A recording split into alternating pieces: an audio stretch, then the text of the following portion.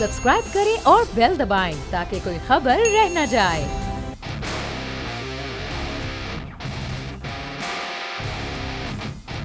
Budget की खुसूसी transmission में एक बार फिर आपको खुशामदीद कहेंगे। एहतिशामुल हक साहब, मोहम्मद लुकमान साहब, नज़ीर लगाई साहब हमारे साथ मौजूद हैं। तो एहतिशाम साहब, ये ब्रेक से पहले जो सवाल मैंने आपके सामने रखा था कि वो चार्टर ऑफ इकोनॉमी की जो बात होती थी वो अब इस वक्त कहाँ चली गई है। प्राइम मिनिस्टर शहबाज शरीफ पर अब उनकी अपनी इत्तेहादी जमातें जिनके वोटों से, जिनकी सपोर्ट से उनकी हुकूमत अमल में आई है, वो ये कह रही है कि पहला बजट आ रहा है, 100 रोज़ के बाद ये बजट सामने लाया जा रहा है, लेकिन हमें कुछ नहीं पता। चीनी दौरे से मुतालिक हमें एतमाद में नहीं लिया गया। ये जो इस वक्त बजट के जो स्टैट्स हैं, जो फिगर्स हैं, उसमें किस शोबे में कितना रिलीफ दिया जा रहा है, उससे मुतालिक हमें कुछ नहीं पता। तो ये फिर एक तरह का अदम एतमाद नहीं जाहिर हो गया इस वक्त इस हुकूमत पर और इस बजट पर। देखिए अरबाब, एक चीज़ तो इस्टेब्लिश हो गई है कि आज 100 दिन तकरीबन पूरे हो चुके हैं इस हुकूमत के, सूबों में भी और यहाँ फेडरल गवर्नमेंट में भी, मरकज़ में भी। अब हम देख रहे हैं कि इत्तेहादी अगर नाराज़ नहीं तो उखड़े उखड़े ज़रूर नज़र आते हैं। लेकिन ना जिस तरह गिला शिकवा किया जा रहा है, कल आपने देखा अगर फारूक सत्तार साहब जो एमक्यूएम के लीडर हैं, उन्होंने जो बातें की थी, बड़े गुस्से से बात कर रहे थे। उन्होंने कहा भाई जिस दिन हमने हाथ हटा लिया हुकूमत नीचे आ जाएगी।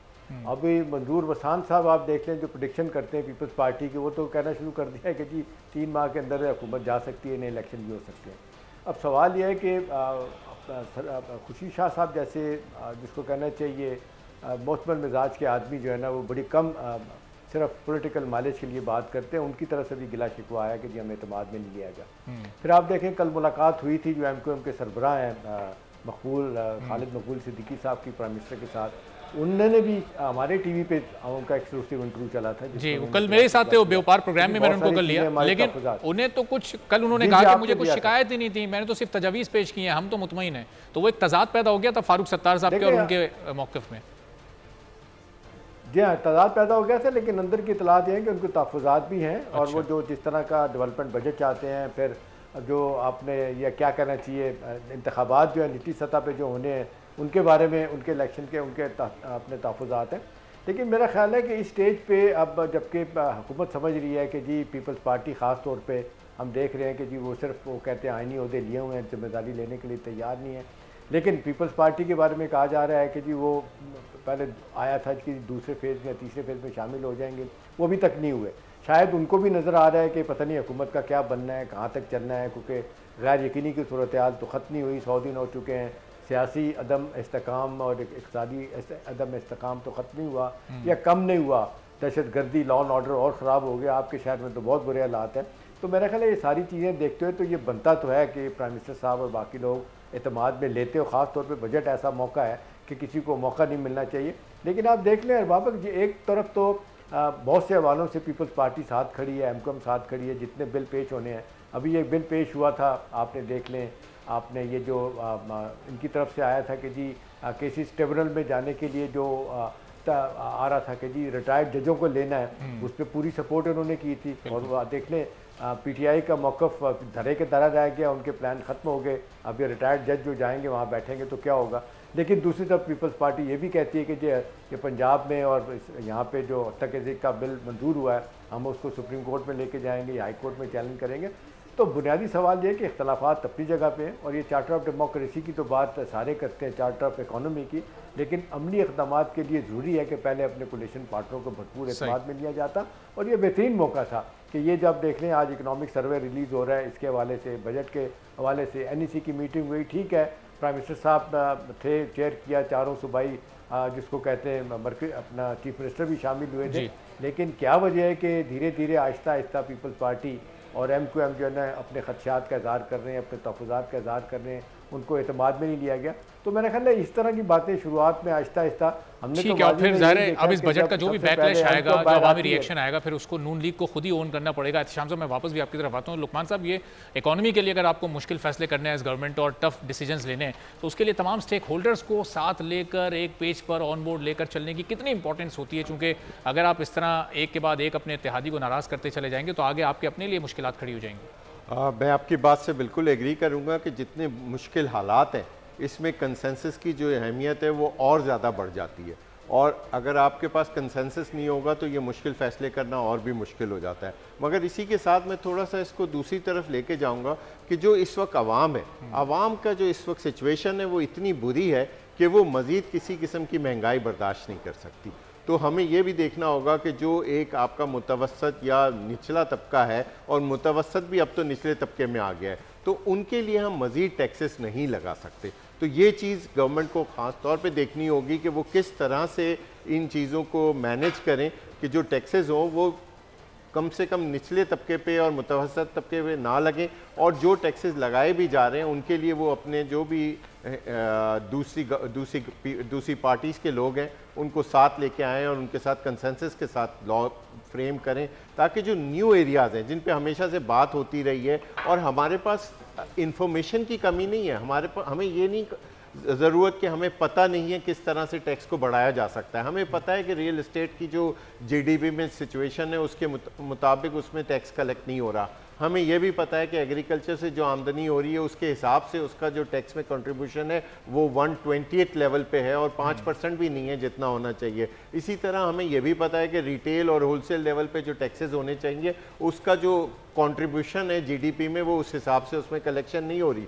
तो वी नो एवरीथिंग, मगर ये कि जो टैक्सेस नहीं लगाए जा रहे उसके लिए ज़रूरी है कि तमाम लोगों को साथ मिलाया जाए और फिर उसको इम्प्लीमेंट किया जाए, तो चीज़ें काफ़ी आसान हो जाएंगी। तो लुकमान साहब, ये हुकूमत को भी ये सारी चीज़ें पता हैं, ये जितनी भी ग्राउंड रियलिटीज़ हैं, लेकिन ये अभी तक कोई भी हुकूमत इस सिलसिले में कोई कामयाबी हासिल कर क्यों नहीं सकी है? ये पीडीएम की हुकूमत का एक तसलसल है, दूसरी बार इनकी हुकूमत आई है, इससे पहले पीटीआई थी, उनके लोग भी ये कहते थे कि ये होना चाहिए, किया उन्होंने भी नहीं।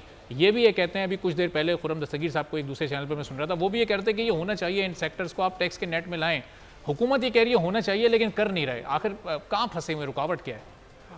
आई थिंक उसमें वही चीज़ है कि वो जो लॉबीज़ हैं वो इतनी स्ट्रॉन्ग हैं कि शायद वो हुकूमत से भी ज़्यादा स्ट्रॉन्ग है, लेकिन अब वो वक्त आ गया है कि इसको हम मज़ीद बर्दाश्त नहीं कर सकते और हुकूमत को कोई ना कोई इस पर फैसला करना होगा। और अगर वो अब भी नहीं करेंगे तो जैसे लगारी साहब ने कहा कि फिर अब बस हो गई है, तो इससे ज़्यादा जो है गरीब आदमी टैक्स बर्दाश्त नहीं कर सकेगा। तो लगाई साहब, ये लुकमान साहब एक चीज़ बताइएगा, लुकमान साहब अगर बात इजाज़त दें, देखिए एक तरफ तुम ये कह रहे हैं कि जी हुकूमत अपनी बेल्ट टाइटनिंग करे, अपना अखराजात कम करे, लेकिन अरबाब जो चीज़ें हो सकती हैं लुकमान साहब वो ये है कि ये इस वक्त हम देख रहे हैं कि 1200 अरब की बिजली की चोरी हो रही है, भाई इसको रुकवा लें। 1200 अरब के आप देख रहे हैं स्टेट ओन कॉरपोरेशन में ज़ाया हो रहा है, यानी 2400 रुपया जिस अंदाज से ज़ाया हो रहा है उसको कम करने के लिए हम तैयार ही नहीं है। नए तो लोग बैठे हैं, लॉबीज बैठी हैं, वो तो नई टैक्स लगने देंगी, ये तो काम हो सकता है थोड़ा बहुत, ये क्यों नहीं हो रहा? जो टैक्स नहीं दे रहे हैं चोरी भी वही कर रहे हैं बिजली की। अच्छा, हाँ। तो लगाई साहब ये फिर होगा कैसे? ये जो टैक्स नहीं दे रहे ये असल में ये हैं कौन? हुकूमत से ज़्यादा मजबूत कैसे हैं? कि वही हैं जो ताकतवर हैं, और जो इतने ताकतवर हैं कि आप उन तक नहीं पहुंच सकते। माफिया जो होती है वो तमाम सिस्टम को जाम कर चुकी होती है, सिस्टम उसके हाथ में होता है और वो सिस्टम को जकड़ चुकी होती है, तब सिस्टम से आप बाहर नहीं निकल सकते हैं। मैं एक बात अर्ज करना चाहता हूँ, the failure of the present government वो इसका फेलुअर नहीं होगा, वो सिस्टम का फेलुअर होगा। वो ये नहीं है कि अगर आप कहेंगे जनाब हम फेल हो गए हैं तो उसकी वजह ये थी, वजह कोई भी नहीं थी। वजह ये थी कि आप फेल हो गए हैं और आपके पास कोई चीज़ डिलीवर करने की थी ही नहीं, और इसलिए जो है ये आपका फेलुअर हुआ है। और दूसरी बात ये है कि आप कंसेंसस करना चाहते थे कि पीटीआई के साथ मुज़ाकरात हों, पीटीआई आपके साथ मिसाक़े मईशत में शामिल हो, वो आपके साथ मिलकर पॉलिसियों की आपकी पॉलिसीज़ को ओन करे या आपकी पॉलिसीज़ को सपोर्ट करे, ये आप चाहते थे। ये चाहते थे कि जनाब मुखालफत ना हो, लेकिन आपको जो इस वक्त हुकूमत में जितने लोग बैठे हैं उनमें भी कंसेंसस नहीं है ना। पाकिस्तान पीपल्स पार्टी है, एमक्यूएम है, और जो दीगर आपके साथ इत्तेहादी हैं छोटे बड़े, वो उनको भी शिकायतें हैं, बड़ी बड़ी शिकायतें हैं आपके साथ। तो आप किस तरह से चलना चाहते हैं ये आपने तय करना है। और एक बात और है, वो ये है कि इस बार अगर आप कामयाब नहीं होते हैं, अगर आप फेल होते हैं, तो फिर आप शहीद नहीं होंगे, कोई भी आपको शहीद नहीं मानेगा, और पर ये एडवांटेज नहीं ले सकेंगे जनाब हमें काम नहीं करने दिया गया। लोग देख रहे हैं, लोग देख रहे हैं कि आपके रास्ते में कोई रोड नहीं अटका रहा है। वो आप कानून साजी की तरफ जाते हैं तो आपको सपोर्ट किया जाता है। आप कोई काम करना चाहते हैं उसके लिए आगे बढ़कर इत्तेहादी आपका साथ देते हैं। इत्तेहादी ने अब ये कहना शुरू किया है कि जनाब हमें एक पेज पर नहीं लिया जा रहा है। इत्तेहादी ये कह रहे हैं आप चीन का दौरा करके हमें बताएं तो सही कि चीन में क्या तय करके आए हैं, कि जो हमें बता रहे हैं आपके सेकंड फेज जो है वो सी पैक का शुरू हो रहा है, तो उसकी तफसीलात क्या हैं, क्या चीज़ उसमें दे रहे हैं आप सी पैक में।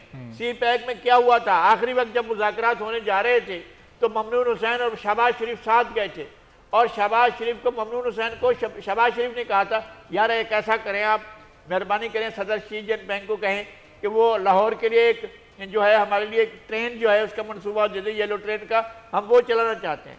यानी ये बात उन्होंने खुद नहीं कही, वो कहलवाई प्रेसिडेंट से, प्रेसिडेंट ने जाकर रिक्वेस्ट की। ये बात ममनून हुसैन ने मुझे खुद बताई थी कि जनाब मैंने जाकर उनसे ये बात की चीनी सदर से कि जनाब हमें उसके लिए लाहौर के लिए येलो ट्रेन का मनसूबा दें। आपने वो शामिल वहाँ कर लिया, आपने वहाँ पर एक आपने मेट्रो भी चलाई हुई थी, उसका फ़ायदा क्या हुआ लाहौर के लोगों को? और फिर यह कि वैसा सिस्टम आप क्यों नहीं कर सके? यहाँ क्यों मुमकिन नहीं है? ये सिंध हुकूमत भी जवाब दे, वफाक भी जवाब दे। कराची जैसे शहर में जो एग्जिस्टिंग सर्कुलर रेलवे थी, आप उसका ख्वाब भी नहीं देख सकते। और चीफ जस्टिस चले गए जनाब गुलजार साहब, वो रोज़ाना एक पेशी होती थी और बुला करके बताए जी कहाँ हुआ, कब आ रही है सर्कुलर रेलवे, कब वो सर्कुलर रेलवे के रास्ते साफ किए जाएंगे। उन्होंने सर्कुलर जब जो भी यहाँ पर ताकत में थे, उन्होंने क्या किया, सर्कुलर रेलवे के इम्कानात को भी ख़त्म कर दिया। जहाँ आप कहीं सर्कुलर रेलवे बना सकते थे उसके भी इम्कानात ख़त्म हो गए। तो आपका नेक्स्ट फेज है क्या? आप क्या चाहते हैं? किस तरह से आप आगे बढ़ना चाहते हैं? रेलवे आपकी तबाह हो गई है, क्या आपने कोई प्लान किया है? और रेलवे को जो कुछ भी होता है वो तो होना था आपका लगेज का, कि आप सामान ले जाते हैं, ले आते हैं, इंडस्ट्रियलाइजेशन हो रही है, आपको ये सारा वो तो आपने उसका ठेका किसी और को दे रखा है कि जनाब सामान तो उठाएगा नहीं, तो लगाई साहब मुसाफिरों को उठाएगी रेलवे, तो मुसाफिरों के लिए आपने हर स्टेशन के ऊपर चारों तरफ जो है वो बड़े बड़े बसों के अड्डे बना दिए हैं कि जनाब यहाँ से चलाएं। ये सारा कुछ हो गया है। तो लगाई साहब ये इस हुकूमत को हम देखते हैं कि इनके बड़े मिसाली ताल्लुकात हैं, एस्टैब्लिशमेंट से भी एक पेज पर हैं। जो पिछली दो हुकूमतें थी, पीडीएम की, पीटीआई की, वो भी एक पेज पर थे, उनके ताल्लुकात भी बड़े मिसाली थे। जब भी वहाँ पर ताल्लुकात मजबूत हो जाते हैं तो ये इत्तेहादियों की अहमियत फिर क्यों खत्म हो जाती है? फिर उनको किसी भी बात में एतमाद में नहीं लिया जाता। यही शिकवा पीटीआई की गवर्नमेंट से इत्तेहादियों का था, ये या पीडीएम की गवर्नमेंट की सूरत है? ये वो पुरानी सी बात है, अब नई बात नहीं है। जब जरूरत पड़ती है तो इत्तेहादियों के पाँव पर जाते हैं, वरना उनके गले में जाकर गरेबान में हाथ डालते हैं। ये तो उनका पुराना तरीका वारदात है, वो हमेशा यही करते हैं। जब अपने साथियों से काम निकल जाता है तो फिर उनके गले पकड़े जाते हैं। ये अब तक वो जरदारी साहब बताए ना कि जब 1990 में गिरफ्तार हुए, फिर 1997 में गिरफ्तार हुए, और उसके बाद जो है फिर 2097 से गिरफ्तार होने के बाद पूरे के पूरे 8-9 साल तक जो है वो गिरफ्तार रहे। तो ये सारी सूरत हाल क्या है? वो मिलते हैं, और उसके बाद जब ये चार्टर ऑफ डेमोक्रेसी करके आए थे, फिर क्या हुआ था? वो जो चीज़ें करना चाहते थे उनको नहीं करने दी गई। वो चाहते थे कि जनाब हम एक बेहतर किस्म का हिसाब का निज़ाम करें, और ये जो नायब का निज़ाम है ये तबाह को ना, ये ख़त्म कर देगा। वो फिर जो 62-63 की शिकें थी वो ख़त्म करना चाहते थे। उन्होंने कहा नहीं नहीं नहीं, उनका ख्याल रहता कि हमारी बारी आएगी तो हम जाकर लोगों को पकड़ेंगे। अब ये हुआ कि खुद उनके ऊपर बारी लग गई, तो उनके लिए मुसीबतें खड़ी हो गई। चलें, तो मैं इसमें बस लगारी जी लुकमान साहब थोड़ा सा ऐड करना चाहूँगा कि बिल्कुल ठीक है, आज तक हमने ये चीज़ें नहीं कर सके, और ये हमने हर दफ़ा हमें पता है, जैसे मैंने भी कहा, इन्होंने भी कहा कि हमें पता है क्या चीज़ होनी है और क्या, और वो हो नहीं सकी। और उसकी वजह हम कहते हैं कि ज़ाहिर है यहाँ पे हर जगह एक माफिया खड़ा है और वो काम होने नहीं देता। मगर एक चीज़ ऐसी है जो कि शायद इस दफ़ा है, वो शायद पहले उतनी बुरी नहीं थी, कि हमारी जो इस वक्त फाइनेंशियल पोजीशन है या जो हमारे कर्ज़ों का हाल है आम ज़बान में, वो इतना बढ़ चुका है कि अब वो सिचुएशन है डू और डाई। अगर अब भी हमने चीज़ों को ठीक नहीं किया तो फिर हम उस हाल को पहुंच गए हैं कि आगे हम कोई हमारे पास रास्ता नहीं बचेगा, और यह आखिरी मौका है कि हमें अपने कर्जे कम करने होंगे और अपनी चीज़ों को ठीक करना होगा। लुकमान साहब, सिचुएशन भी तो इस गवर्नमेंट के पास आइडियल है ना, एस्टैब्लिशमेंट भी उनसे कोई ताल्लुकात ख़राब नहीं है, इत्तेहादी भी ऐसे हैं कि पीपल्स पार्टी को कोई वजारत नहीं चाहिए, वो सिर्फ आईनी ओहदों के साथ पूरी सपोर्ट कर रहे हैं, MQM भी साथ है, तो कोई मसला ही नहीं है फिर तो इनके लिए इकदाम उठाना। फिर भी अभी तक हैरत है कि कुछ कर नहीं पा रहे हैं। देखिए, मेरा ख्याल है कि अभी हमें थोड़ा सा वक्त ये देना चाहिए कि हम बजट देख लें, कल इस पे ज़्यादा तबसरा कर सकते हैं, लेकिन अगर आप इसको थोड़ा सा दूसरी तरफ लेके जाएं, हमारे मुल्क के 2 मसाइल थे, एक फिस्कल डेफिसिट था और दूसरा करंट अकाउंट डेफिसिट था। तो जो करंट अकाउंट डेफिसिट था उस पर तो काफ़ी अच्छी प्रोग्रेस हुई है, और पिछले 3 महीनों से इसमें पॉजिटिव हमारा करंट अकाउंट आ रहा है, जो कि सरप्लस आ रहा है।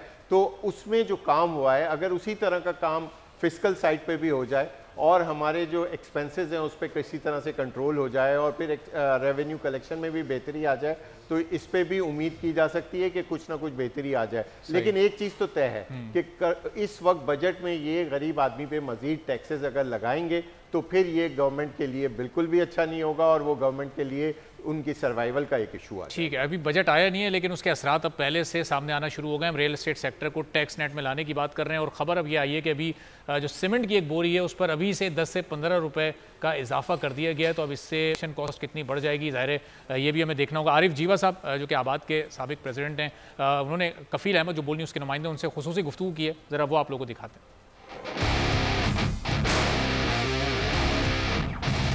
न्यूज आ रही है हमारे पास तमाम बिल्डर्स के पास कि सीमेंट सेक्टर जो है वो फिर रेट आज की तारीख में बढ़ा रहा है और बजट कल आ रहा है। अब बजट में क्या होता है ये तो इस दफा किसी को नहीं पता कि बजट में गवर्नमेंट क्या करने जा रही है, लेकिन ये जो सीमेंट इंडस्ट्री का कार्टेलाइजेशन है ये किसी को जो है वो देख ही नहीं रहा है कि वो किस तरीके से मई के अंदर इन्होंने रेट बढ़ाया, इससे पिछले माह रेट बढ़ाया इन्होंने, आज फिर ये रेट बढ़ा रहे हैं। और मुझे ये समझ नहीं आती कि कराची के अंदर जो सीमेंट का रेट है वो 1040-50 रुपए रेट है और इस पंजाब के अंदर इस्लामाबाद के अंदर 1260 रुपए के रेट जो है वो आज होने जा रहा है। अभी 1245 रुपए है जो 1130 रुपए हुआ करता था पिछले माह। तो ये समझ नहीं आ रही कि ये कार्टेलाइजेशन को कहाँ तक लेके जाएंगे। और ये मोनोपोली कमीशन जो मैडम 5 साल से जो है उस ओहदे पे बैठी है, मेरा ख्याल है 5 साल से भी ज्यादा हो गए, वो ना इनको पूछती है, वो हमें बुलाती है, हम बात करते हैं, वो इनको ना पूछती है ना पता करती है कि भाई सीमेंट सेक्टर कार्टेलाइजेशन लेके बैठक कर क्या रहा है। और तमाम की तमाम इंडस्ट्रीज जो सीमेंट फैक्ट्रीज हैं वो एक्सपोर्ट पे लगी हुई है, लोकल बायर का किसी को कोई ख्याल नहीं है। तो गवर्नमेंट जो है वो कम से कम इस तरफ ध्यान दे कि कार्टेलाइजेशन जो लेके बैठे हैं इसको खत्म किया जाए। तो अब आरिफ जीवा साहब की गुफ्तगू से लग रहा है कि चेक एंड बैलेंस नाम की भी कोई चीज़ नहीं है, यानी एक शहर में एक ही कमोडिटी की प्राइस अलग है, दूसरे शहर में अलग है। आमतौर पर लुकमान साहब हम देखते हैं कि पेट्रोल प्राइस बढ़ती है तो हर चीज़ की कीमत बढ़ जाती है, जब वो कम होती है तो फिर उस प्राइस को कम करवाना भी तो गवर्नमेंट की जिम्मेदारी है ना हमें कहीं रेट नज़र आती है, ना हमें कोई चेक एंड बैलेंस इस सिलसिले में नज़र आता है। जी बिल्कुल, मेरा ख्याल है इसमें आपकी बात बिल्कुल सही है और जैसे जीवा साहब ने कहा उस प्राइस पे कंट्रोल होना चाहिए और इस तरह से इस वक्त जो प्राइसेस इंक्रीज़ हो रही हैं उसको देखना चाहिए। ठीक है, तो अब एहतिशाम साहब ये सूरत हाल कंट्रोल किस तरह की जाएगी? ये चेक एंड बैलेंस नहीं है, रेट नहीं है, कल जो बजट आ रहा है उसमें टैक्सेस की भरमार है, तो ये हुकूमत पर पहले सियासी तौर पर उनके ऑपोजिशन बहुत सारे सवालात उनके मैंडेट को लेकर उठाती है, तो इस बजट के बाद उनके पल्ले क्या रह जाएगा? फिर ये आवाम का तो एक शदीद बैकलैश, एक रिएक्शन आना है। देखिए मैं तो उसको यही कहूँगा, अरबाब के सियासी बेरह रवे की इंतहा है कि एक दिन पहले आप सीमेंट की प्राइसेस बढ़ा रहे हैं। बड़ा कम हुआ है कि बजट से पहले इस तरह हुआ, वो बहुत कम देखने में नज़र आया, लेकिन ये चीज़ बड़ा वाज़ेह तौर पे बताती है कि घर के अंदर जो कुछ हो रहा है वो किसी को नहीं पता क्या हो रहा है।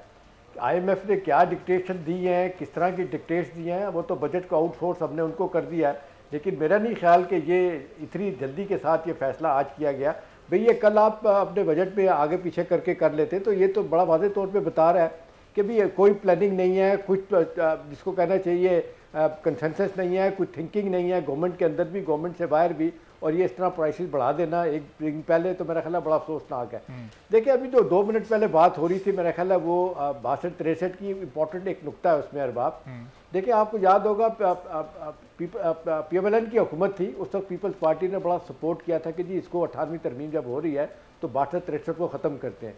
अरबाब एक आदमी जिसका नाम एजाजुल हक है, मुस्लिम लीग ज़ियाउल हक, वो क्योंकि शामिल थी नवाज शरीफ साहब की हुकूमत में, नवाज शरीफ साहब ने कहा नहीं जी वो तो ज़ियाउल हक नाराज़ हो जाएगा, ज़ियाउल हक का बेटा एजाजुल हक, तो लिहाजा इसको नहीं ख़त्म करते।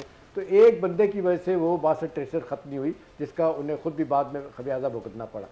देखिए अब अगली बात जो हो रही है ना बजट के कॉन्टेक्स्ट से, मुझे तो 2 चीज़ें बड़ी अहम लग रही है। एक तो है कि आम आदमी के रिलीफ के हवाले से तो आप भूल जाएँ कोई चीज़ आने जा रही है, थोड़ी बहुत पेंशन में और 12 से 15% की बात हो रही है रिलीफ देने की गवर्नमेंट सर्वेंट को। भाई के टोटल बंदे कितने हैं? 14-14.5 लाख, 11-12 लाख बंदे हैं, ठीक है ना, इसमें फ़ौज भी है और बाकी लोग भी हैं, बाकी सारा मुल्क इसमें उसको कैसे भुगतेगा? और फिर ये इनडायरेक्ट टैक्सेस की इतनी भरमार है, आप इसको रोकने का नाम नहीं ले रहे। IMF ने आपको जो कह दिया आप करने चले जा रहे हैं, इसलिए कि आपको लगता है कि अगर 6 से 8 बिलियन डॉलर का कर्जा हमें ना मिला तो हम मारे जाएंगे। वो जो आपने हर साल 24 बिलियन डॉलर वापस करने हैं बकौल एहसन इकबाल के, 70 बिलियन डॉलर हमने 3 साल में वापस करने हैं, तो आपको पता है पैसा नहीं आएगा। और फिर IMF अगर आप क्लीन बिल ऑफ हेल्थ आपको नहीं देता तो वर्ल्ड बैंक बाकी अदारे आपको नहीं देंगे।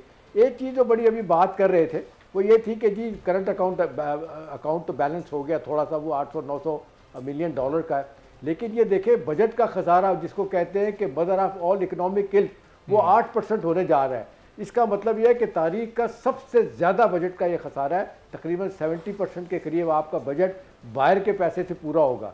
रेवेन्यूज़ आपके बढ़ नहीं पा रहे, आप डाइवर्सिफाई कर नहीं रहे टैक्स को, आप जिस तरीके से टैक्स स्लैब कम करने हैं वो आप करने के लिए तैयार नहीं है, रियल स्टेट इनकम को नहीं लेके आ रहे, और फिर रियल स्टेट का मामला जो है ना वो खटाई में पड़ा हुआ है, उसमें फॉरेन अगेंस्ट बहुत ज़्यादा बातें हो रही हैं। सर्विस सेक्टर को कैसे ब्रॉडन करना है वो नहीं हो रहा। रिटेलर वो जो इस वक्त 45 लाख लोग जो आइडेंटिफाई हुए थे वो 2000 जो है ना महीने का टैक्स देने के लिए तैयार नहीं है। तो ये हुकूमत की वीकनेस है, वो आए दिन बहाना बना देते हैं, जब टैक्स लगाने की बात करते हैं वो शटर डाउन, रुपया जाम, और हुकूमतें भाग जाती हैं कि लॉ एंड ऑर्डर का मसला हो जाएगा। देखिए पॉलिटिकल बिल नहीं है, कब तक लोग आपको बाहर का पैसा देंगे। अब आप लोगों को जाके चाइना में भी हमने कहा जाके कि जी हमें तो पैसा नहीं चाहिए, हमें तो ट्रेड चाहिए, हमें एड नहीं चाहिए। भाई उसके लिए तो आपने अभी पिछले 3-4 महीने में जो सारा काम हुआ वो यूटिलाइज नहीं हुआ। सऊदी अरब ने कहा फौरी तौर पे $15 बिलियन की इन्वेस्टमेंट करने की तैयार है, प्रोजेक्ट ही नहीं है। $10 बिलियन यूएई ने कहा, उसके लिए प्रोजेक्ट तैयार ही नहीं। तो भाई होमवर्क ही नहीं है आपका, आप डंग टपाऊ जो पंजाबी में कहते हैं वो सिस्टम करके धड़ाधड़ जाते हैं, ये ऐसे ऐसे कर लेते हैं। देखिए जितने वो सऊदी डेलीगेशन होके गया था उन्होंने अपने तहफ़्फ़ुज़ात का इज़हार किया, जो उनकी गुफ्तगू हुई इनके लोकल पार्टनर से, वो कहा जाता है हौसला अफजा नहीं थी। हुकूमत की तरफ से जो सपोर्ट मिलनी चाहिए थी वो मिलनी।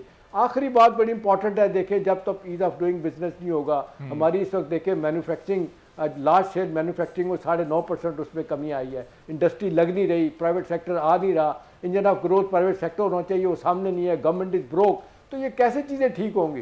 ये बस ऐसे ही है कि आपसे लेके पकड़ के मामला चलाया, लगारी साहब से उधर से पकड़ के मामला चलाया, ये अब नहीं चल सकता। इनको को होम ग्रोन पॉलिसी बनानी पड़ेगी। ये हमें जो रिफॉर्म करनी है, एक्सटेंसिव रिफॉर्म हर शोबे में अगर हम नहीं करते, जिसको हम टाले चले जा रहे हैं, और सही कह रहे हैं सब लोग, रगारी साहब ने भी कहा, बाकी दोस्तों ने भी कहा कि ये जो हमारे इस वक्त हमारे माफियाज हैं, जिस तरीके से कार्टेल्स हमारे बैठे वो कुछ करने नहीं देते। और देखें वो $17 बिलियन की जो हम रोज़ाना बात कर रहे होते हैं, ये जितने मरात याफ्ता तबके जो है ना वो सारी कंसेशन ले जाते हैं, उनको ख़त्म करने के लिए क्या हुआ? वो सारी की सारी जो सब्सिडीज ख़त्म हो रही है वो गरीबों के लिए ख़त्म हो रही हैं, उनके मरात में तो कोई कमी नहीं हो रही। तो मेरा ख्याल है वक्त आ गया कि हुकूमत अक्रॉस द वर्ल्ड सोचे कि जो लोग टैक्स नहीं देते सारे सेगमेंट ऑफ सोसाइटी से टैक्स लिया जाए, और एक तरीकाकार वाज़े किया जाए। हर दफ़ा कहते हैं टैक्स लेना, लेते नहीं है। मेरा ख्याल है इस तरह मामला नहीं चलेगा, बजट कभी भी बैलेंस नहीं होगा, आए दिन हम रोते परेशान रहें। तो लगाई साहब, ये रेवेन्यू जनरेशन के लिए ज़ाहिर है टैक्सेस के रेट में तो हम हर साल इजाफा देखते हैं, वो नेट में की जो इंपॉर्टेंस है हम उस पर बात कर रहे हैं, लेकिन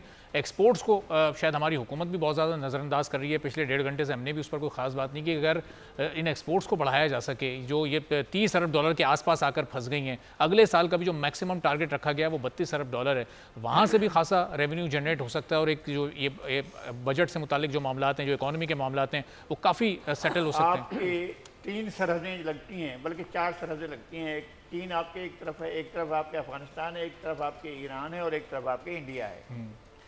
इंडिया के साथ आपका ट्रेड जो है वो $1 बिलियन से भी कम है, बल्कि $500 बिलियन से भी कम है। आप आ जाएं इधर, ईरान के साथ भी आपका $300-400 मिलियन है। आपके वादे हो रहे हैं, दावे हो रहे हैं कि जनाब हम $5 बिलियन तक ले जाएंगे, $10 बिलियन तक। अफगानिस्तान के साथ भी आपके साथ यही सूरत हाल है। आप अफगान ट्रेड के ज़रिए कुछ कमाया करते थे, वो भी आपके एक और मसला खड़ा हो गया है। बात यह है कि अब इसका हिसाब लगाएं, जो आप स्मगलिंग होती है आपके मुल्क के अंदर, इंडिया और पाकिस्तान और इंडिया की 2 तरफा स्मगलिंग, ईरान और पाकिस्तान की 2 तरफा स्मगलिंग, और अफगानिस्तान और पाकिस्तान की 2 तरफा स्मगलिंग। चीन में आप कर नहीं सकते स्मगलिंग, इसलिए कि चीन में वो खुद बैठा हुआ है। तो अब जहाँ आपकी स्मगलिंग होती है उसका वॉल्यूम का आप अंदाज़ा लगा लेंगे कितना वॉल्यूम है उस स्मगलिंग का। उस वॉल्यूम के हिसाब से अगर ट्रेड कर रहे होते हैं तो आपका वॉल्यूम जो ट्रेड का है वो तो बढ़ चुका होता ना। आप पड़ोसियों के साथ ट्रेड नहीं कर रहे हैं, आपके पड़ोसियों के साथ ट्रेड करते हैं तनाज़ात को, झगड़ों को, एक दूसरे के ऊपर बमबारी करने को, एक दूसरे के खिलाफ बयानबाजी को, एक दूसरे के साथ लड़ाई करने को, मुस्तकिल एक हालत जंग में रहने को। आपके तमाम पड़ोसियों के साथ ताल्लुकात की नोयत ये है। आपने कभी चीज़ों को ईज़ करने की कोशिश नहीं की है। आपने ये कोशिश नहीं किया है कि हम किसी भी, इन तमाम हमारे इश्यूज मौजूद हैं, सबके साथ मौजूद हैं, अफगानिस्तान के साथ मौजूद हैं, वहाँ पर वो दहशतगर्द रख कर बैठा हुआ है अपने पास और हमारे ऊपर वहाँ टैक्स हो रहे हैं। इन तमाम चीज़ों को एक तरफ रखें। पहले तो ये जाए ना जनाब, आप अपनी ट्रेड को जो है इसको रेगुलर करें, जो भी आपकी हो रही है वो स्मगलिंग हो रही है उसी को रेगुलर करें, इसी तरह से जाएं। इंडिया के साथ। आप 70 साल से 75 साल से अपने मामला तय नहीं कर सके, बढ़ गए मसाइल। एक उस वक्त कश्मीर का मसला था, पानी का मसला था, पानी के मसले का हल उन्होंने ये निकाला, और वो भी अमेरिका की मदद से, वर्ल्ड बैंक की मदद से ये हल निकाला था कि आपका जो 3 दरिया इंडिया के हवाले कर दिए गए, बेच दिए गए, और जितनी कीमत ले गई, इस कीमत में तो अब आपको बंगला भी नहीं मिलता है किसी भी आम इलाके के अंदर। ये सूरत हाल थी आपकी, आपने खुद अपने पैरों पर कुल्हाड़ी मारी हुई है। और फिर ये कि कश्मीर का मसला हम हल होता, इस वक्त तो नहीं देख रहे ना, हम चाहते हैं वो हल हो और कश्मीरी अवाम की मर्जी के मुताबिक, पाकिस्तान की ख्वाहिश के मुताबिक हल हो। लेकिन जब तक हल नहीं होता है, आप दो तरफा ताल्लुकात की तरफ जाएँ ना आप। या आपको तजवीज़ दी गई थी, ताजरों ने वज़ीर आज़म को तजवीज़ दी थी, आपने इस तरफ आगे बढ़कर बात ही नहीं की। आपको ये आरिफ हबीब साहब ने वहाँ तजवीज़ दी थी कि जनाब आप जो है इंडिया के साथ ताल्लुकात करें, आप PTI के साथ ताल्लुकात करें, उस तरफ आगे नहीं बढ़े, एक कदम भी आगे नहीं बढ़ाया। अब आप तिजारत करते नहीं हैं, आपके पड़ोसियों के साथ इस तरह का ट्रेड नहीं है। कौन से पड़ोसी के साथ आपकी ट्रेड? अच्छा, बहुत अच्छा दोस्त है आपका, सबसे बहुत ही प्यारा दोस्त है तुर्की। तुर्की के साथ आपके ट्रेड का वॉल्यूम क्या है? वो भी $1 बिलियन के करीब भी नहीं है। भाई आपके सबसे ज़्यादा जो आपकी ट्रेड है वो अमेरिका के साथ है और बरतानिया के साथ है। वो सबसे ज़्यादा आप वो उनका ट्रेड डेफिसिट उनकी तरफ है, आपकी तरफ नहीं है। आपको वहाँ से फ़ायदा ही होता है। आपका जो आपकी एक्सपोर्ट ज़्यादा होती हैं, वहाँ से इम्पोर्ट्स कम होती हैं, जो आप लेते हैं वो कम होता है। इस सूरत हाल के बावजूद फिर आपके ऐसे मुआहदे हैं ये जापान के साथ कि जनाब हम असम्बलिंग प्लांट लगाएंगे, लेकिन हम यहाँ से कारें एक्सपोर्ट नहीं करेंगे। तो जब ऐसी सूरत हाल होगी तो फिर आप क्या करेंगे? खुद ही आप जो चीज़ें एक्सपोर्टेबल चीज़ें हैं आप एक्सपोर्ट ही नहीं करेंगे तो फिर आपका क्या होगा? आपने खुद ख़त्म किया है अपने टेक्सटाइल को, आपने खुद खत्म। 45% हमारी एक्सपोर्ट चाइना, अमेरिका की और यूरोपियन यूनियन की है। जी बिल्कुल, मैं यही अर्ज कर रहा हूँ। चलें अब जी लुकमान साहब क्लोजिंग रिमार्क्स करें। एक चीज़ पे हाईलाइट करूंगा कि जैसे इन्होंने बिल्कुल सही कहा कि हमने एक्सपोर्ट पे कभी फोकस ही नहीं किया और हमें एक्सपोर्ट पे फोकस करना चाहिए। अगर हमारे कुछ मुल्कों के साथ मसाइल भी हैं तो वो ऐसे मसाइल को हमें ट्रेड पे इम्पैक्ट नहीं होने देना चाहिए और ट्रेड जो है वो हमारी उसके साथ उस कंट्री के साथ होनी चाहिए। उसी के हवाले से मैं दूसरी एक चीज़ यहाँ पे डिस्कस करना चाहूँगा और वो है इंफॉर्मेशन टेक्नोलॉजी की एक्सपोर्ट। हमारी फ्रीलांसर कम्युनिटी जो है वो दुनिया में काफ़ी बड़ी कम्युनिटी है और तीसरे चौथे नंबर पे आती है और IT की जो एक्सपोर्ट्स हैं वो भी जो इस वक्त हमें ऑफिशियल चैनल्स के थ्रू आ रहा है उससे काफ़ी ज़्यादा है। हमें उस पर फोकस करना चाहिए। अगर हम 50,000 लोगों को ट्रेन करते हैं तो वो हमारे $1 बिलियन की एक्सपोर्ट जो है वो ऐड करते हैं और उसकी जो नेट एक्सपोर्ट है वो भी काफ़ी ज़्यादा है। उसमें 80 से 90% जो है वो नेट एक्सपोर्ट होती है। अगर आप टेक्सटाइल की एक्सपोर्ट करते हैं तो वहाँ पे जो आपकी नेट एक्सपोर्ट है वो 60-70% आती है, बिकॉज उसके लिए आपको इंपोर्ट भी करना पड़ता है। एनर्जी भी इंपोर्ट करनी पड़ती है, रॉ मटेरियल भी इंपोर्ट करना पड़ता है, दूसरी चीज़ें भी इंपोर्ट करनी पड़ती है। लेकिन इस मामले पर इंशाल्लाह आने वाले दिनों में भी डिस्कशन करते रहेंगे।